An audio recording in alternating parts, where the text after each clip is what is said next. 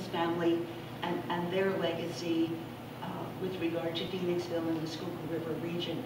I'd like to introduce our board members who are here this evening. Sandy Lomar is our Vice President, and Sue Marshall is our Secretary, and we have Cristobal, who's busy taking pictures, and John Keenan, who is our tech guru, our program chair, someone who we cannot do without. He's just extraordinary. And Jeff Amron. Jeff, where are you? There you go. He's on our board. Jack Artell, and I think I got everyone who's here this evening. And I will tell you that there's something going on in Borough Hall this evening. It's called a Borough Council meeting, which they always have the second Tuesday. Of course, we worked out our date with Patrick very early in this year. And many of you are familiar with the soap opera that's been going on for years and years with the redevelopment of the steel company property. Well, tonight, the BPG Property Group is going for their final approval for 340 apartments, which would be placed on 20 acres across the street from us and up the hill.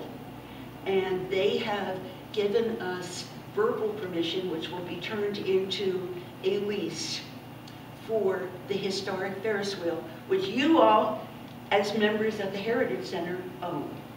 And so those blue baskets, 16 out of 16 have now been restored.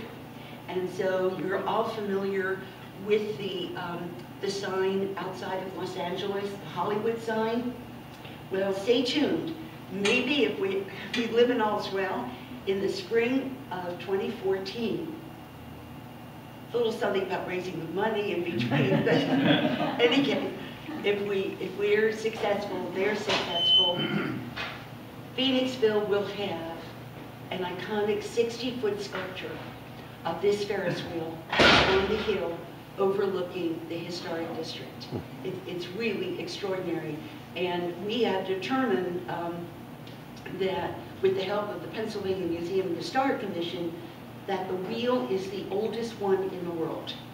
1895, there's one in Vienna that is still working from 1897.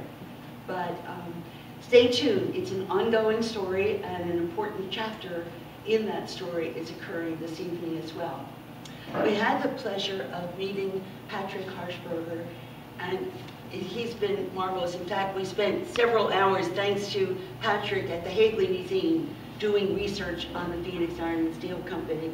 Patrick, as an undergraduate, went to Brown University and studied history, as well as did engineering internship with the HARE, Historic American Engineering Record folks, up in Massachusetts. And he fell in love with bridges there, right?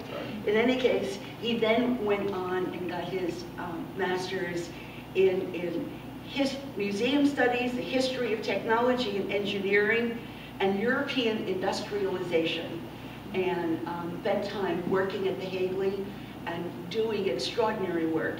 In his professional life, Patrick is an industrial archaeologist and architectural historian.